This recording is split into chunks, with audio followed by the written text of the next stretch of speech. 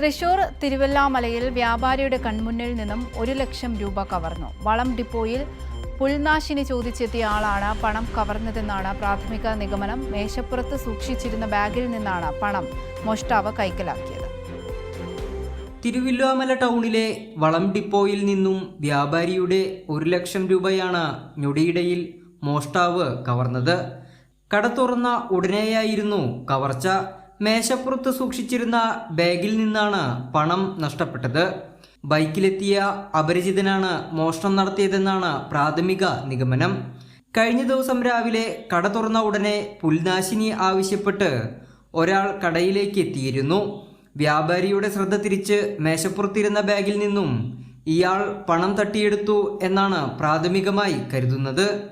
ഇയാൾ പോയി കഴിഞ്ഞ് ബാഗ് കാണാതായപ്പോഴാണ് വ്യാപാരി മോഷണ വിവരം തിരിച്ചറിഞ്ഞത്. ഉടനെ പഴയന്നൂർ പോലീസിനെ വിവരമറിയിച്ചു.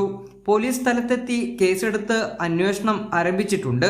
പ്രദേശത്തെയും കടയിലെയും CCTV ദൃശ്യങ്ങൾ കേന്ദ്രീകരിച്ചാണ് പോലീസ് അന്വേഷണം പുരോഗമിക്കുന്നത്.